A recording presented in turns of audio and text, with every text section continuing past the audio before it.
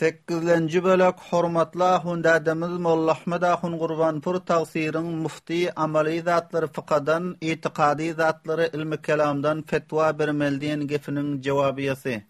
İkinciden de mufti ameli zatlary fıkdan, itiqadi zatlary ilmi kelamdan fetwa bermeli. Ne tefsirden?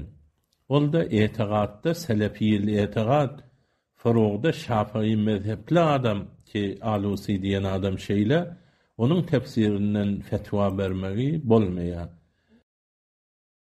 Hamidan we musalliyan hormatly ahundadymyz Molla Ahmed Ahun Gurbanpur tagsirler. Rast we dogry aýtýarsyň, amaly zatlary fıkadan, itiqadi zatlary ilmi kelamdan fetwa bermelidir. Şol gepde özüň istiwar durup bilseň müşküllik hatym. الذين ولا تحسبن الذين قتلوا في سبيل الله أمواتا بل أحياء عند ربهم يرزقون.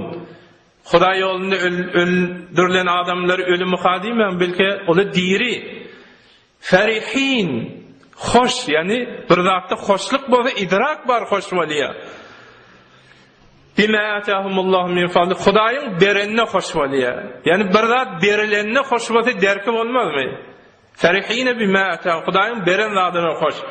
Ve yestebşirune billezine lem yelhaqu bihim. İdinnaky geljeklere de Hudaýa bir ýanyk ölsün diýip, şoňa da şüjür özleri ýanyk ölmekligine de şat. Fes şularda idraki bar. Ya meselem inna a'malakum tu'radu ala aqaribikum wa shayrikum. Yaqinleriňize amelleriňizi arz ediler Peygamber İslam'a diye. Fe in kana hayran istabsharu.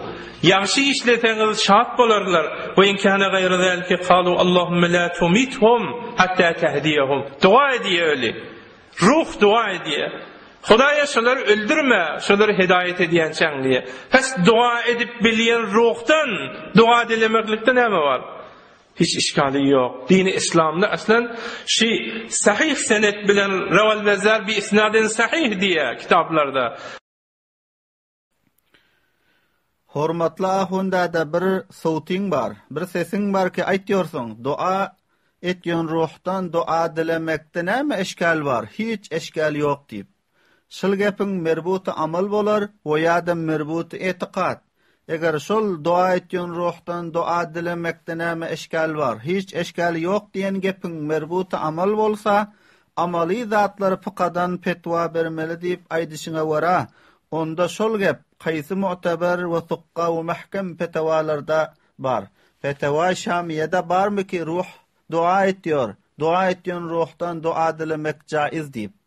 We ýa şol gepiň özi fetwa Tatarhanyada barmy? We ýa Bahr Raýykda barmy?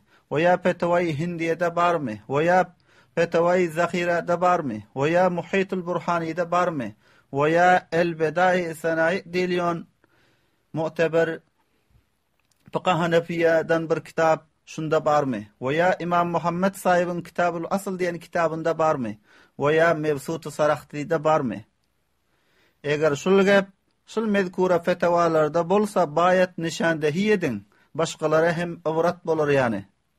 Ve eger şol gepke ruh dua etýär, dua etýän ruhdan dua dilemekde näme eşkal bar? Hiç eşkali ýok diýen gepiň merbuty etiqad bolsa, ilmi kelamyň qaýsy kitabynda bar? Şerh Qaýdy Nesefiýede barmy? We ýa Nibrasda barmy? We ýa Hiyalide barmy? We ýa Şerh Fiqh Ekber Molla Ali Qari'de barmy? We ýa Aqide-i Tahawiýde barmy? We ýa medarislarda murawwaja okulýan Aqide-i Maturidiýanyň qaýsy kitaplarynda bar şol gep? Eger şol gep aqaid kitaplarda bolsa nişandehi ediň, taky bir hakykat aşkar bolar ýani. Eger şol gep ruh dua etýär, dua etýän ruhdan dua dilemek jaiz diýip aýdanyň tefsirden bir delil tapyň. Ol fıkadan, etiqadi kitaplardan tapılmasa tefsirden bir delil tapyň. Bolmasa hormatly ahundadajan ol aýtýän gepiň ولا تحسبن الذين قتلوا في سبيل الله أمواتا بل أحياء عند ربهم يرزقون فرحين بما آتاهم الله من فضله. Şol aýatyň ýerinde şö diýip aýtýarsyň. Ruh dua etýär, dua etýän ruhdan dua dilemekde näme eşkal bar? Hiç eşkal ýok diýip. Bu tefsiriň tefsiri bir raýdyr.